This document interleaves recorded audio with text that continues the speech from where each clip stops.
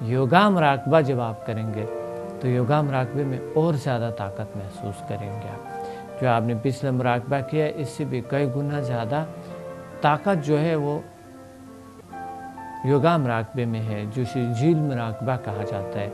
झील मुराकबा और झील method of deep meditation Samda healing energy में भी होती है, लेकिन हम आपको चुन के आप समदा हीलिंग एनर्जी तो किसी समदा मास्टर से हासिल करेंगे। समदा मास्टर से हासिल करने के लिए आपको स्क्रीन पर टेलीफोन नज़र आते होंगे, आप इस पर आप कॉल करें हमें और हम आपको गाइड करेंगे कि आप किस तरह समदा हीलिंग एनर्जी से मुराकबा करें। नाज़रीन, आज हम योगा पे पढ़ेंगे और आपको योगा प्रैक्टिकल में सिखाऊंगा। पिछले प्रोग्राम्स में भी आपको योगा सिखाए थे, लेकिन यह है कि योगा जो है वो अच्छी तरह समझना बहुत ज़रूरी है। तो बहुत अच्छा आप लोगों ने हमें योगा मेरे साथ किए थे और योगा का बहुत बेहतरीन रिज़ल्ट आपने पाया और आपने हमें बहुत तशवीक किए थे और आपने हमें बहुत इज़्ज़त दी है और आपने कॉल्स किए थे हमें कि हमने बहुत से चीज़ें योगा से हासिल किए थे और बहुत खूबियाँ योगा डीए इंस्टेंट योगा का हासिल किए थे हमने। आजकल हर मेडिकल डॉक्टर, माहिर नफ्सियात और हर वो शख्स जिसका ताल्लुक़ इलाज मालिजी से है, बीमारियों के लिए बिलखुसूस डिप्रेशन के लिए योगा जैसे वर्जिशें तजवीज़ करते हैं। नाज़रीन, योग क्या है? योग एक इल्म है, ये न कोई मज़हब है न है फ़लसफ़ा, बल्कि ये एक ट्रू साइंटिफिक हकीकत है। योग असर हाज़िर के मज़ाहिब और साइंस से भी पुराना साइंस है।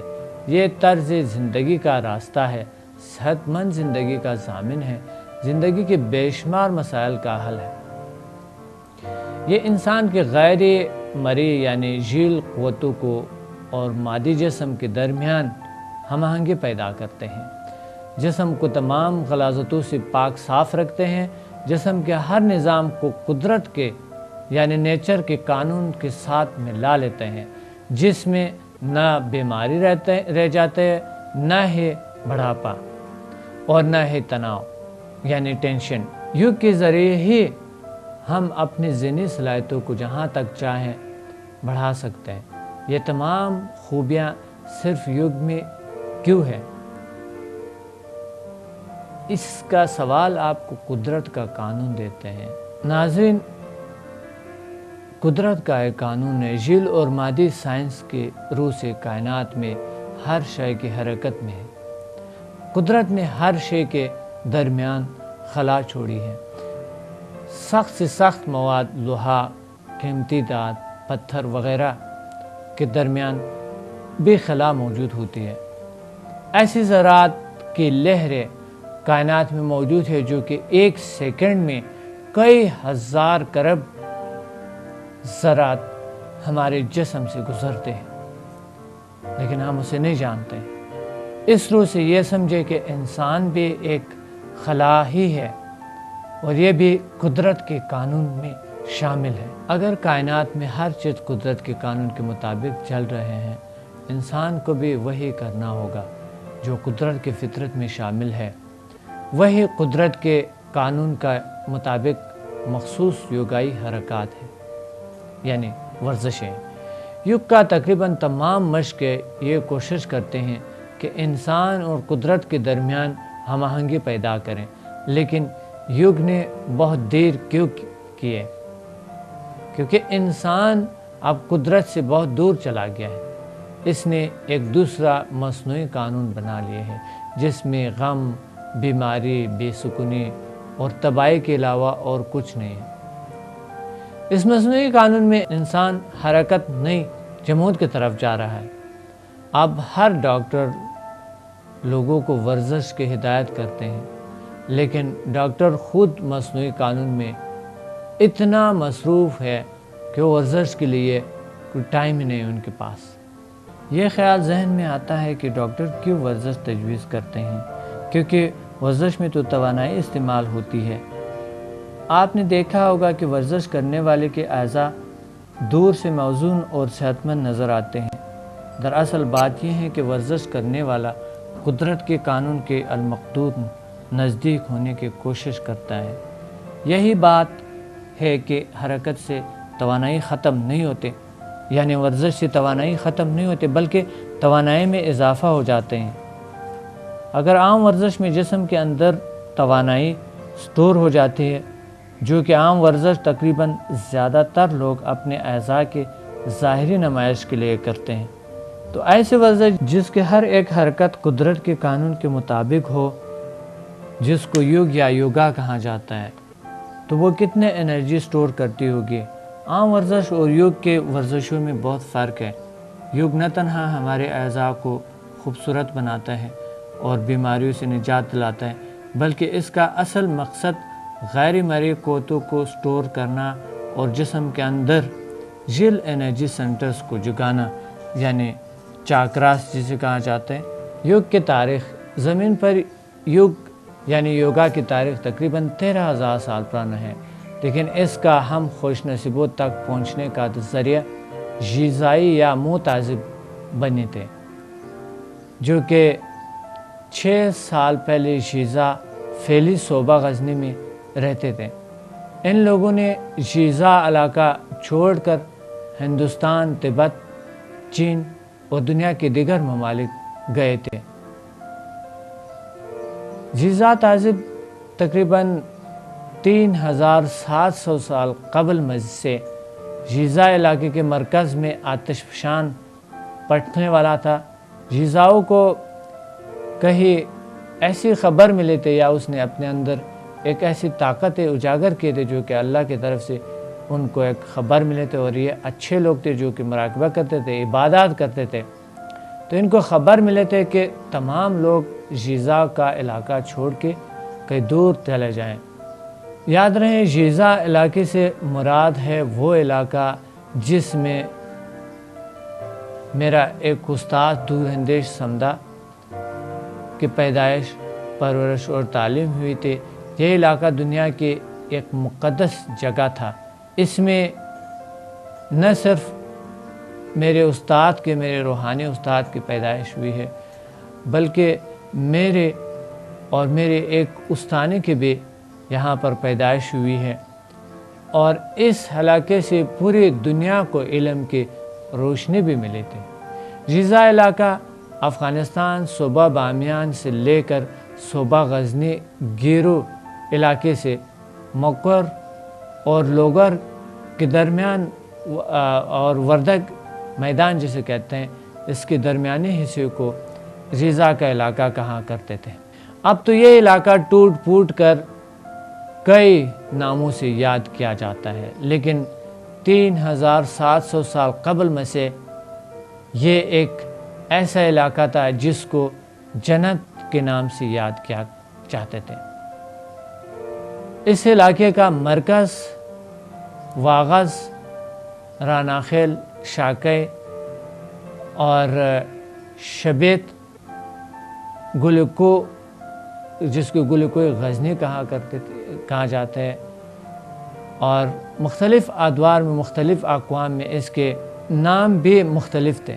اس کے مشہور نام مو، مجک، کاسترو، اندرا، دارا، داراندی، کوژن یعنی کوئی عدن اور دلہن کہا کرتے تھے۔ ان الفاظ کے معنی جنت، مقدس پہاڑ یا مقدس سرزمین ہے۔ مو کا معنی ہے شمع ہے، مو کے معنی شمع، اور مجک کا معنی ہے زمین دوز، یا کاسترو کا معنی ہے جنت، اور اندرا کا معنی ہے مقدس ہے، دارا کے معنی ہے بے نیاز، اور دارندی کا معنی ہے بے نیاز قوموں کا اتحاد، اور کوژن یا کوئی آدن کے معنی ہے مقدس باغات یا جنت کے باغ اور چراگاہ ہے۔ بعد کا زمانے ایسے کوئی اور ناموں سے اسے یاد کرتا تھا۔ سمیری اور اٹلی عرب اور عرب کے ہمسایہ اقوام اس علاقے کو کوئی عدن کا کہا کرتے تھے، یا عدن جب یہاں سے جیزائی لوگ یہیں سے چلے گئے تھے تو انہوں نے اس علاقے کا نام جیزا رکھا تھا۔ یہ جلی زبان کا لفظ ہے جس کے معنی ہے زمین کی جنت۔ آخر میں جیزا لفظ تھوڑی سی تبدیلی کے بعد رانا بن گئے اور اب اس کے علاقے کے مرکز کو رانا خیل کہا جاتا ہے۔ اب جیزا کا اصل مرکز رانا خیل کے نام سے یاد کیا جاتا ہے۔ یہ نام ایرانیوں نے رکھا تھا۔ رانا خیل کا مطلب ہے پھول والے۔ قبل از تاریخ بعض دری فارسی زبان اور پشتو پگت قومیں اپنے نام کے ساتھ یا قومی نام کے ساتھ یل لفظ رکھتے تھے۔ یل جلی زبان کا لفظ ہے، یعنی یہ الف یا ڈبل ای ایل اس جلی زبان کا لفظ ہے جس کا معنی ہے قوتیں۔ یہ لفظ تھوڑا سا تبدیلی ہو کر یل کے ساتھ خے مل کر خیل بن گئے، جو کہ پشتو اور فارسی زبانوں میں استعمال ہوتے ہیں اور اب بھی اپنے قوموں کے ساتھ یہی رکھتے ہیں، خیل نام رکھتے ہیں۔ مثلا رانا خیل، سلیمان خیل، موسیٰ خیل، نور بیگ خیل وغیرہ۔ جیزا کے علاقے میں باختر سے آئی ہوئی اقوام، مشہور شخصیات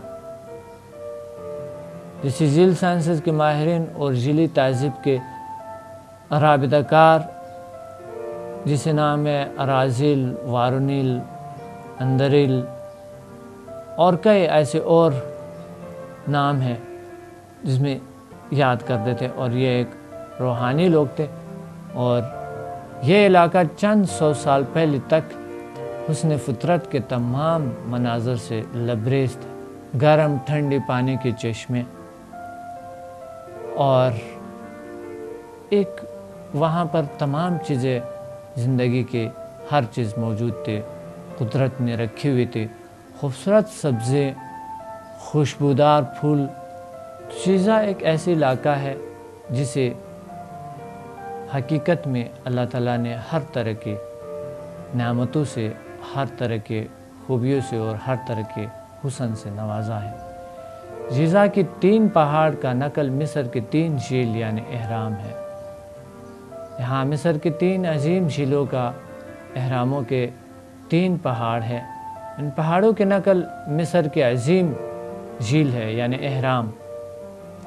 ان پہاڑوں کے درمیانی فاصلہ، زاویے اور اونچ نیچ گیزا کے یعنی مصر میں جو موجود پیرامڈس ہے کہ 3 عظیم یعنی وہ جو عظیم جھیل سے اسی تقریباً ملتے جلتے۔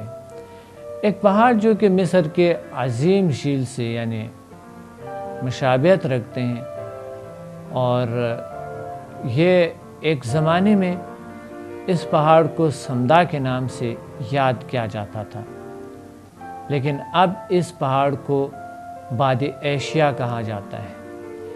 اس لفظ بادِ ایشیا کا معنی ہے ہوا سے چلنے والی چکی۔ کہا جاتا ہے کہ زمانہ قدیم میں اس پہاڑ میں ہوا سے چلنے والے چکی موجود تھے۔ یہ حقیقت ہے کہ قدیم زمانے میں اس پہاڑ میں کوئی ایسے توانائی تھے جس کے ذریعے بھاری بھرکم پتھروں کو یا بھرکم پتھروں والے مشین آلات چلا سکتے تھے، اور اس پہاڑ کے چھوٹی اور درمیانی حصوں میں پرانے زمانے کے کھنڈرات بھی موجود ہیں۔ ناظرین، اس پہاڑوں میں میں نے خود مراقبے کیے ہیں، اور جسے سمدا پہاڑ کہتے ہیں، سمدی پہاڑ اور دارا کوشا پہاڑ، یہ حقیقت میں مصر کی کیا سے ملتا جلتا ہے، اور یہاں پر میں نے کافی مراقبے کیے ہیں اور کافی یہاں پر میں نے پاورز کو حاصل کیے ہیں۔ اور ایک پہاڑ ہے جسے کوئی مدد کہا جاتا ہے. پرانے زمانے میں اس کو سمدی پہاڑ کہا جاتا تھا. سمدا، سمدی اور دارا کوجا.